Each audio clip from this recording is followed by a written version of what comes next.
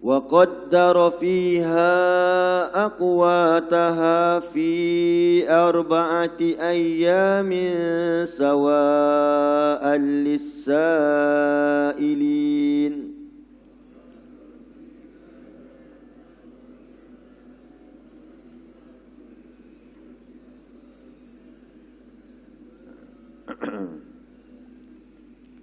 Dan dia menciptakan pada bumi itu rawasiya, pancang-pancang, iaitu apa dia? Gunung ganang ini.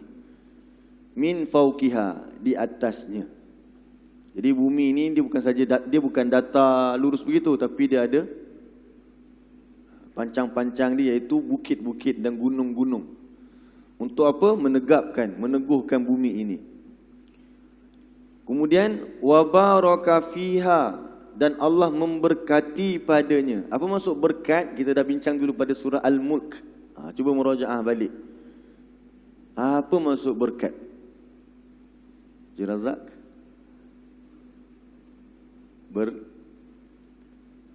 Bertambah-tambah kebaikan.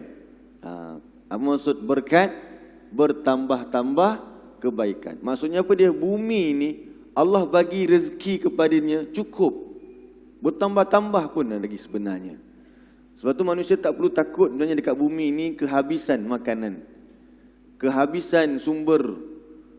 Sebab apa? Allah berkati dah bumi ini. Yang takutkan kita itu syaitan, supaya kita tidak bersedekah, tidak infak. Rezeki Allah bagi cukup. Sebab Allah yang kata bertambah-tambah baik bumi ini. Sebab tu dulu tahun 2000 berapa tu keluar artikel bagi tahu 2015 ke 16 petroleum habis. Jadi manusia mula risau, nanti kan mesti naik harga dan sebagainya, macam mana nak bersaing. Tapi bagi orang yang beriman, yang dia membaca Al-Quran, dia tahu Allah yang akan menguruskan. Allah yang yudabbirul amr. Allah uruskan semua ini. Tugas kita apa dia? Taat kepada Quran ini. Taat kepada segala perintah Allah. Allah akan jaga kita semua. Bumi yang dia cipta sebelum Adam diciptakan ini telah disetkan apa dia? Berkat. Rezekinya, makanannya cukup. Wa qaddara fiha aqwataha, dan kami tetapkan dah di atasnya itu makanan-makanannya. Ni yang cakap ni siapa? Allah. Fi 4 ayyam, dalam masa 4 hari. Sawaan, yang tepat, lisailin, bagi orang yang bertanya, yang meminta. Iaitu makanan semua tu cukup. Allah kata cukup bagi orang yang nak. Jadi Allah ciptakan di sini macam nampak kontradik sikit. Bumi 2 hari, kemudian yang apa yang Allah ciptakan itu 4 hari. Jadi dah 6 hari dah. Mana langitnya? Jadi tak boleh faham begitu. Maksud 2 hari itu ialah bumi sahaja, kosong. Yang pertama tu ayat ke-9 Allah kata Allah cipta bumi 2 hari. Tapi bumi tu sempurna dengan rezekinya, semua jumlah tersebut 4 hari. Jadi maksudnya 2 plus 2 lah sebenarnya. Jadi 4. Cuma nak bagi tahu kalau cipta bumi sahaja berapa hari? Bumi sahaja 2 hari. Bumi dengan gunung ganangnya, dengan makanannya, dengan rezekinya, itu semua jumlahnya semua 4 hari. Jadi melengkapkan lagi bumi ini lagi 2 hari. 2 tambah 2, 4. Jadi baki lagi 2 hari. 2 hari itu adalah Allah menciptakan langit pula. Kita baca ayat seterusnya. Thumma istawa ila as-sama'i wa hiya dukhanun faqala laha walil ard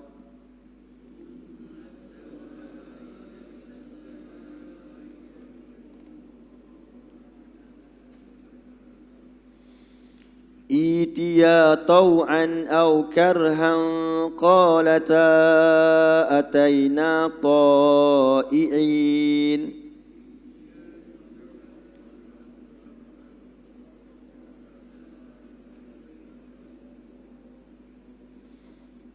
Baik, kita tak boleh baca i kat situ ya. Kita kena baca i 2 harakat. Hamzah tu ditukar kepada ya. Hamzah wasal tu bunyi dari bawah. Kemudian hamzah yang ada tu, hamzah qata' tu, dia baca dia ya, mat. Walaupun tulisan dia hamzah qata', tak boleh baca itiha. Tapi baca apa dia? Itiha ya. Okey. Jadi Allah kata summastawa ilas sama. Kemudian Allah menuju ke langit. Dia kalau perkataan istawa jumpa ila, menuju. Kalau istawa jumpa ala, tadi dalam surah As-Sajdah, bersemayam. Itu cara terjemahan dia.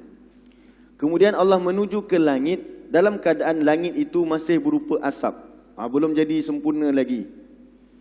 Maka Allah berfirman kepada langit dan juga bumi, Itia, datanglah kamu berdua menghadapku, tau'an, sama ada secara taat, sukarela, ataupun terpaksa. Jadi Allah perintahkan dua-dua tu menghadap bertemu dengan Allah. Secara apa? Terpulanglah kepada kamu. Nak tak nak, datang. By hook or by crook, contohnya lah, kita kata begitu. Nak, datang sekarang juga, apa pun. Tapi kata mereka apa dia? Ataina ta'iin. Kami datang dalam keadaan taat. Jadi mereka datang dalam keadaan sebagai hamba yang taat. Bukannya hamba yang derhaka kepada Allah. Itu siapa? Bumi dan langit. Tapi langit ketika itu masih dalam bentuk apa Allah kata tadi? Dukhan, asap. So yang dah siap dulu apa? Bumi. Tapaknya dah siap dah. Bumbung belum siap lagi. Lagi 2 hari ni Allah siapkan. Ayat yang ke-12. Ayat yang ke-12 seterusnya. Faqadahunna sab'a samawatin fi yawmain.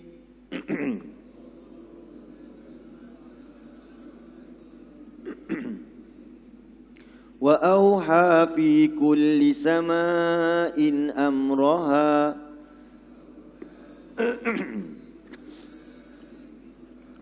Wa zayyana as-samaa'a ad-dunya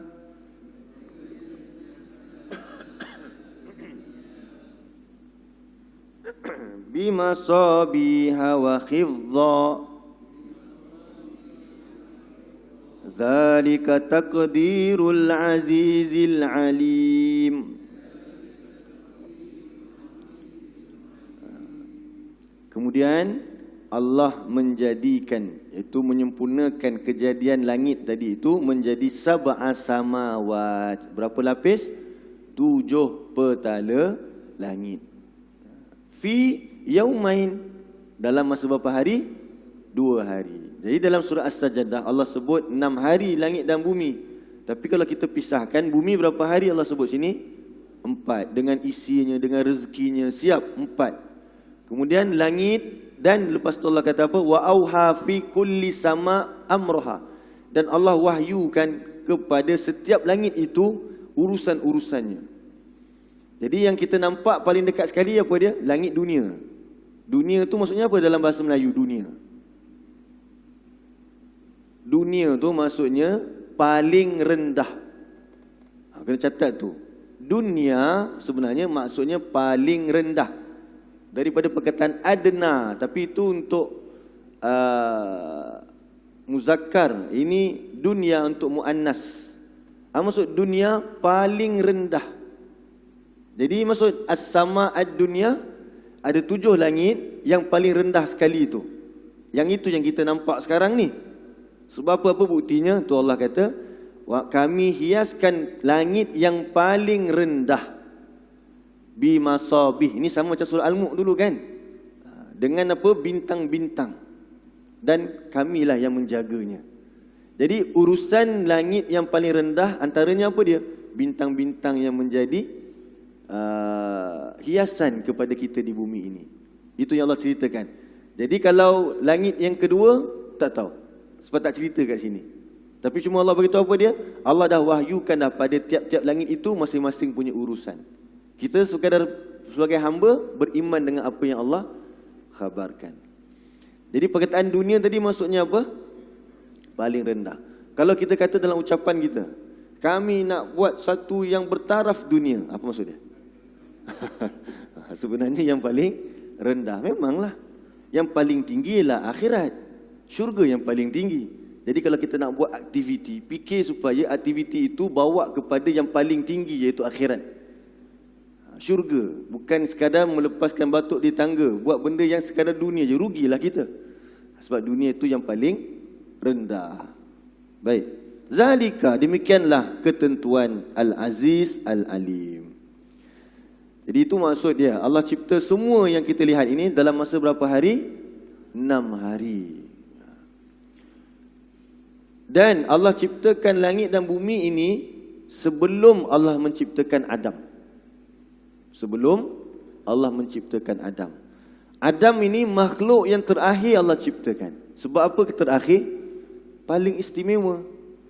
Allah dah sediakan dah kemudahan, Allah dah sediakan segala macam makanan minumnya, Allah sediakan dah syurganya, nerakanya untuk manusia ini, barulah dia ada. Macam kita lah. Bukan macam kita tu nak betul macam Allah. Tak, kita contohnya kan dapat anak. Kita beli baju dulu ke keluar dulu baru beli baju? Mungkinlah pernah pengalaman hidup baru lepas keluar baru sempat. Itu mungkin itu sebab terlambat. Tapi secara kebiasaannya beli siap-siap dah. Jadi itu kita buat macam tu. Allah sediakan apa? Langit dan bumi ni untuk manusia. Tiba-tiba Allah kata, kenapa kamu tergamak ingkar kepadanya? Kenapa kamu jadikan bagi Allah itu sekutu-sekutu? Aish, macam anak lah. Mak yang belikan kamu macam-macam daripada kecil, tiba-tiba anak tu nak derhaka kepada Allah. Kepada Allah pula, kepada mak dia. Patut tak jadi begitu?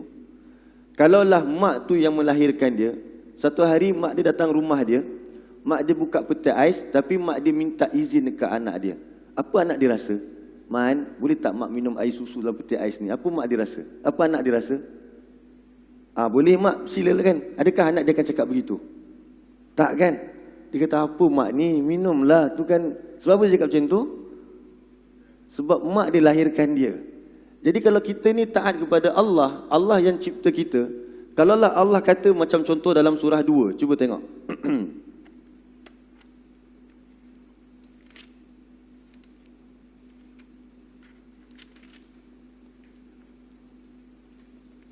Ayat yang ke-245.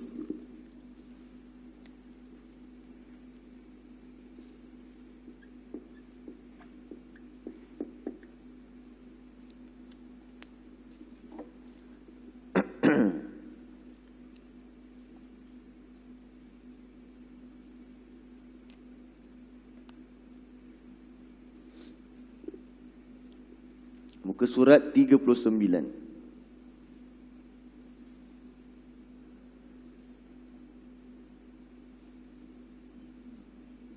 Muka surat 39, ayat yang ke-245.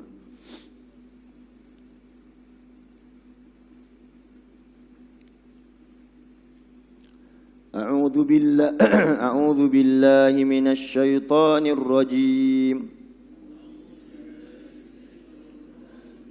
Man zalladzi yuqridullaha qardan hasana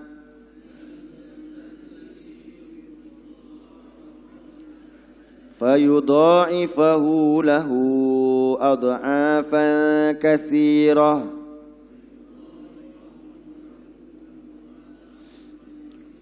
wallahu yaqbidu wa yabsutu wa ilaihi turja'un.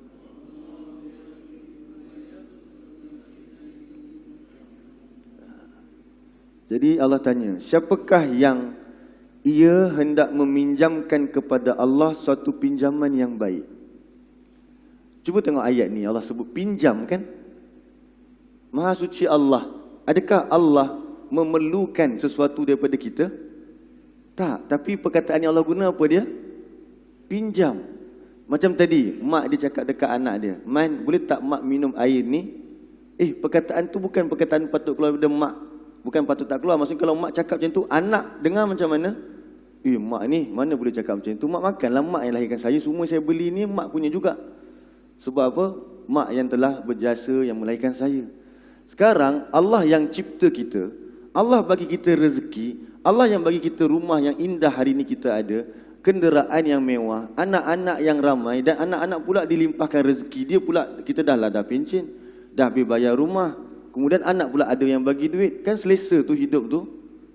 Jadi Allah kata, siapa nak pinjamkan dekat aku? Jadi apa manusia bila dengar ayat ni macam mana dia rasa? Takkan aku boleh biarkan hal ini. Apa maksud Allah nak suruh pinjamkan ini? Maksudnya Allah suruh infakkan jalan Allah. Tapi manusia, dia tak peduli. Dia menjadi orang yang bakhil kepada siapa? Yang Allah kata infak tadi. Walaupun Allah bukan kita bagi mana tabung tu nak bagi Allah, subhanallah. Bukan macam tu. Yang kita bagi tabung untuk masjid, untuk persatuan sana sini, untuk manusia, bukan untuk Allah. Tapi Allah guna perkataan apa dia? Pinjam dekat dia. Jadi adakah manusia itu yang Allah telah berjasa banyak kepada dia, dia nak jadi kedekut kepada Allah? Tapi Allah kata, kenapa kamu ingkar? Kenapa kamu tak mau menyumbang pada jalan aku? Kenapa kamu biarkan ada orang terlantar kesakitan? Kenapa kamu biarkan agama kamu mundur, kamu tak nak tolong? Kenapa bila kamu nak majukan agama kamu, kamu cari orang lain pula? Kita nak buat hal-hal ini, jom kita cari penaja. Penaja mana? UAE kot, ramai sikit orang kaya kat sana. Kita tidak mahu menyumbang. Jadi tergamak tak begitu? Setelah Allah beri kepada kita semua perkara, tak sepatutnya. Jadi yang nak bawa kita berfikir. Sebagian jadi hamba Allah, banyak perintah-perintah dalam Al-Quran. Tergamaknya manusia ini tak nak taat, sedangkan Allah yang cipta semua itu bagi kamu. Dan Allah janji apa lagi kat situ? Fayudha'ifahu lahu ad'afan. Siapa yang bagi kepada Allah infak, maka Allah akan lipat gandakan lagi. Percaya tak yang Allah akan bagi lebih banyak lagi? Apa bukti dia? Allah sediakan syurga, itu yang paling banyak. Kita banyak fikir apa dia bila kita menyumbang ini, 1 dapat 700, betul lah memang Allah sebutkan. Itu sebagai dorongan kita untuk banyakkan infak. Tapi bukannya sumbang hari ini RM1, mudah-mudahan besok dapat RM700 daripada kawan-kawan saya. Tapi Allah nak kita beriman kepada hari kiamat, yang Allah nak bagi lebih banyak daripada itu. Itulah janji-janji Allah yang telah menciptakan petala langit dan bumi untuk kamu semua. Tengok surah 2 ayat yang ke-29.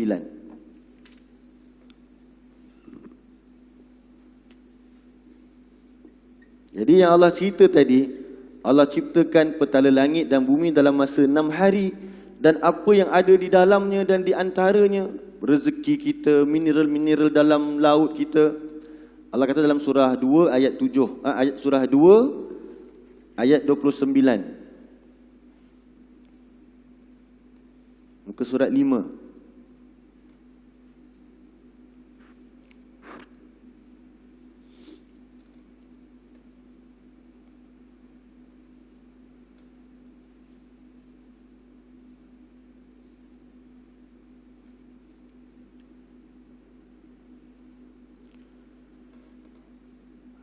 A'udzu billahi minasy syaithanir rajim.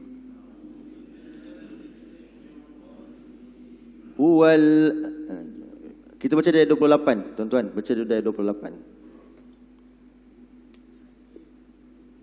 Atas dia. Kaifa takfuruna billahi wa kuntum amwatan fa ahyaakum.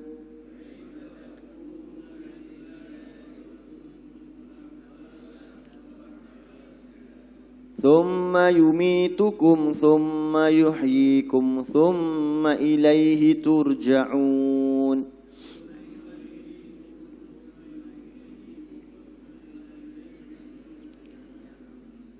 Jadi Allah tanya kita, bagaimana kamu boleh ingkar kepada Allah, tak pedulikan ayat-ayatnya, sedangkan adalah kamu orang-orang yang mati dulu. Kamu tak bernyawa pun dulu kat bumi ini. Wa amwatan fa ahyaakum, lalu dialah yang menghidupkan kamu di muka bumi ini. Summa yumitukum, kemudian kamu akan dimatikan balik. Macam mana keadaan kita ketika itu ya? Doa semoga Allah matikan kita dalam keadaan husnul khatimah dan mati dalam keadaan orang-orang yang melakukan kebajikan. Kemudian yuhyikum, dia menghidupkan kamu, kemudian kepadanya kamu dikembalikan. Jadi Allah kata, macam mana pula kamu boleh ingkar sedangkan dialah yang ciptakan kamu? Ingkar ni bukan maksud mesti kena sembah berhala kan kita kata. Macam tadi Allah yang tawarkan kepada kita pinjaman untuk dapatkan pahala. Kenapa kamu tak peduli, tak rebut? Itu sebagai contoh dia. Tak buat, ingkarlah tu maksudnya. Kemudian Allah kata apa dia? Huwallazi khalaqalakum ma fil ardi jami'a.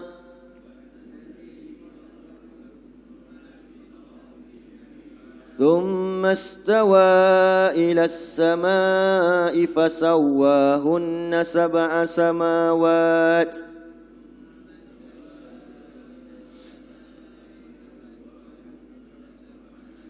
وهو بكل شيء عليم.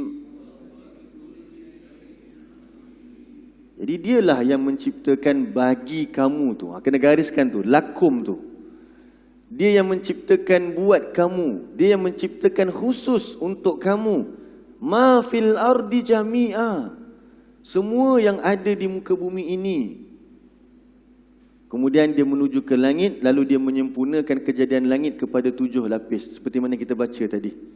Jadi Allah cipta bumi tadi dengan isi dia semua tu untuk siapa? Kamu. Untuk kamu.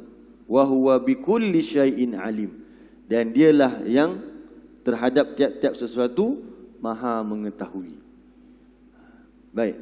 Buka balik surah 32 ayat 4 tadi. Surah Sajadah kita.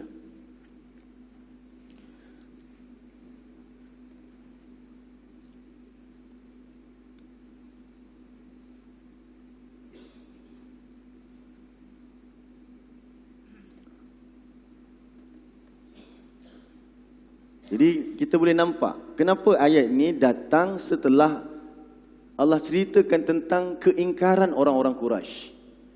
Tentang bagaimana mereka kata apa minggu lepas kita bincang, mereka tuduh Nabi Muhammad yang reka Al-Quran ini.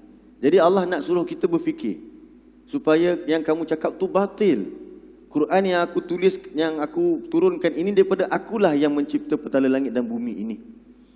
Satu lagi Allah sebutkan di situ, thummastawa 'alal 'arsy. Kemudian dia beristiwa, bersemayam di atas arasy. Arasy ni makhluk Allah paling tinggi sekali. Di atas arasy tak ada apa-apa lagi dah makhluk. Tidak ada satu makhluk pun. Jadi untuk ayat ini kita beriman sahaja. Summastawa 'alal 'arsy. Macam mana kita beriman dengan hal ini? Sebagaimana yang kita tengok terjemahan itu. Lalu dia bersemayam di atas arasy yang layak dengan kesuciannya. Jangan kita tanya bagaimana dan kita membuat perumpamaan menyifat-nyifatkan. Sebab apa? Allah hanya cerita sekadar itu sahaja untuk kita beriman kepada Allah. Jadi baki pada ayat ini, ma lakum min dunihi min waliyyin wala syafi' ini kita tangguhkan dululah. Sebab ayat ini semua berkaitan ni sampai ayat yang kelima. Jadi tanda dulu situ, ma lakum min dunihi. InsyaAllah Tuan Haji Jamaluddin kita sambung selepas raya nanti insyaAllah. Bagaimana nak bagi tahu orang ingkar ni dia rugi. Allah yang menguruskan semua, yang Allah yang menguasai semua kejadian ini, tapi Allah bukan pelindung mereka. Ruginya hidup macam tu. Kita menumpang di bumi Allah, tapi Allah sebenarnya tak layan kita. Macam mana rasa sebenarnya? Kita duduk dalam rumah orang, tapi orang tu buat tak tahu je dengan kita. Sebenarnya begitu. Bagi orang yang beriman ni, dia tak boleh. Allah lah yang mencipta dia, dengan Allah lah dia nak kembali balik kepada Allah. Jadi saya mohon maaf, kita perlu berhenti dulu sini. Tak sempat kita nak habiskan keseluruhannya. Tangguh perbincangan kita pada ayat yang sama lagi, tapi pada bahagian ma lakum min dunihi min waliyyin wala syafi'. Allah beri ancaman kepada mereka, kamu tidak ada penolong dan juga pelindung selain daripada Allah. Rugilah hidup manusia jika Allah tidak menolong dan membantunya.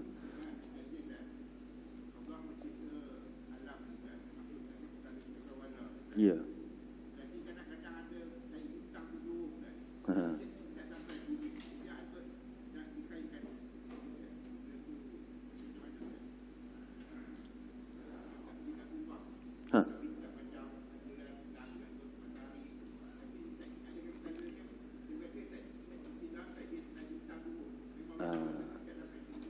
Baik, pertama soal taib bintang tu memang berlaku kan? Kita tahu, kita panggil taib bintang. Bintang punya, taib bintang tu memang bintang punya serpihan ke asteroid? Wallahu alam. Sebab kalau Allah sebut tentang bintang dalam langit, dalam Quran, minta maaf, ada 3 kan? Salah satunya lah untuk rejaman syaitan. Jadi wallahu alam, benda itu memang kita nampak secara zahir berlakunya taib bintang, tapi bolehkah kita kaitkan taib bintang itu dengan bintang yang Allah kata sebagai rejaman itu saya tak tahu. Ketepatan ataupun perkhususan hal tersebut, wallahu alam, tidak tahu. Tapi memang itu berlakulah, kita tahu. Itu memang salah satu daripada kejadian yang Allah ciptakan berlakunya asteroid. Kan itu asteroid rasanya. Bukan tarik bintang yang bintang betul-betul. Kalau bintang gugur tu habis tu. Meteor kan? Meteor sebenarnya.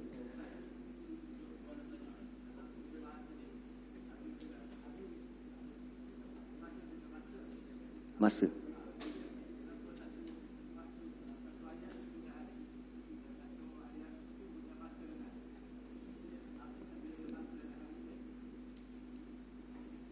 Tak tahu sih. Yang kita terjemah tadi hari ya. Hari. Tak ada bercanggah apa rasanya.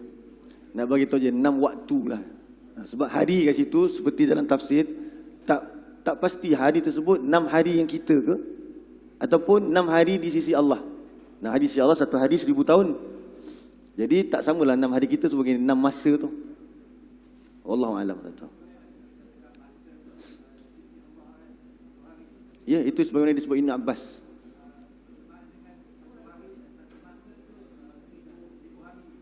Itu yang wallahu alam tu. Dalam tafsir pun tak dapat nak jelas secara terperinci. Kita beriman dengan apa yang Allah sifatkan. Kalau kita kata 6 hari dalam masa kita pun tak ada masalah bagi Allah. Itu maksud dia. Kalau 6 hari insya-Allah Allah nak 1 hari 1000 jadi 6000 tahun. Lagilah kita rasa mana ada kita boleh buat macam tu. 6000 tahun tak mampu kita nak buat. Jadi kok mana pun dia bukan cerita tentang untuk di sisi Allah. Nak cerita tentang suruh kita tengok. Mampu tak kamu buat macam tu? Itu ibrah kepada ayat seperti itu. Bukan cerita tentang Allah sebab Allah maha berkuasa. Kalau dia tak nak jadikan dalam 6 hari, sehari je, sekelip mata pun boleh. Tapi Allah nak uji kita, Allah nak suruh kita lihat. Yang aku buat tu 6 hari. Cuba kamu buat rumah, berapa tahun kamu ambil masa? Rumah, kan? Ini baru Allah cipta putari langit dan semua 6 hari je. 6 hari tu macam mana? Kalau 6000 tahun sekalipun tak ada masalah. Nak bagi tahu hebatnya. Kita mampu buat tak 6000 tahun? Itu poin dia. Dia kena nisbah balik kepada kita. Jadi wallahu alam, 6 hari itu 6 hari kita atau 6 hari itu 6000 tahun sebab 1 hari 1000 tahun. Kedua-duanya disebut dalam tafsir. Tapi bukannya kita nak bincangkan sejauh mana 6 hari itu ke Allah, tapi kepada kita ni. Kita mampu tak buat macam mana Allah buat itu? Tak mampu kan? Itu dia punya kesedaran dia sebenarnya. Okey, wallahu alam.